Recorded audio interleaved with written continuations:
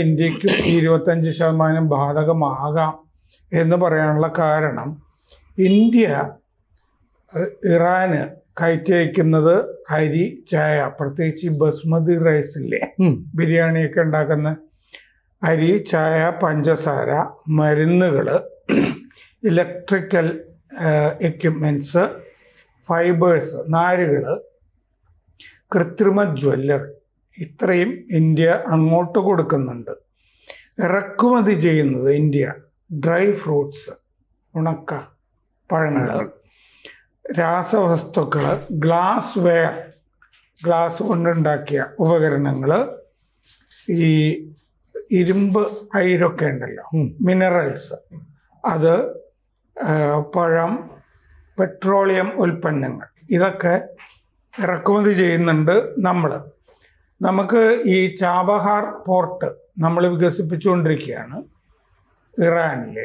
അപ്പോൾ അതും ഒരു ബന്ധമാണല്ലോ ഇറാനുമായി ബന്ധപ്പെട്ടത്. നമ്മളത് ചെയ്യുന്നത് സെൻട്രൽ ഏഷ്യ, പിന്നെ അതുപോലെ തന്നെ പാകിസ്ഥാനെ തൊടാതെ അഫ്ഗാനിസ്ഥാനുമായിട്ട് കച്ചവടം ഏർപ്പെടാൻ വേണ്ടിയിട്ടാണ് ചാബഹാർ. അഫ്ഗാനിസ്ഥാന് കടലില്ല, ലാൻഡ് മാത്രമേ ഉള്ളൂ, ലാൻഡ് ലോക്ഡ്. അപ്പോൾ ചാബഹാർ തുറമുഖത്ത് നിന്ന് ഉള്ള ചരക്ക്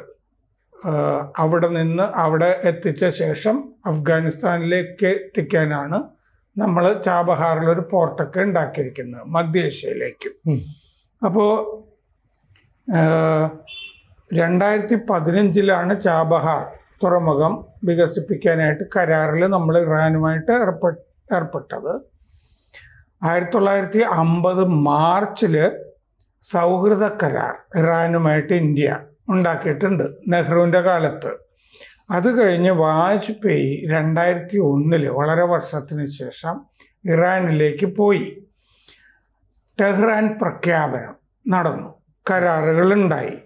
അത് കഴിഞ്ഞ് ഒരു രാഷ്ട്രത്തലവൻ അങ്ങോട്ട് പോയ അവിടുത്തെ രാഷ്ട്രത്തലവൻ തിരിച്ചിങ്ങോട്ട് വരും. അങ്ങനെയാണ് നയതന്ത്ര രംഗത്തെ ബന്ധങ്ങൾ. അതുകൊണ്ട് അവിടുത്തെ പ്രസിഡന്റ് ഗത്താമി 2003 ഇന്ത്യയിലേക്ക് വന്നു. ന്യൂഡൽഹി പ്രഖ്യാപനം നടന്നു. ഇറാനുമായിട്ട് അത് കഴിഞ്ഞ് വലിയ ബന്ധമാണ്. കൂടുതൽ വാർത്തകളും വിശേഷങ്ങളും നിങ്ങളിലേക്ക് എത്താൻ ABC മലയാളം സബ്സ്ക്രൈബ് ചെയ്യുക, ബെൽ ബട്ടണും അമർത്തുക.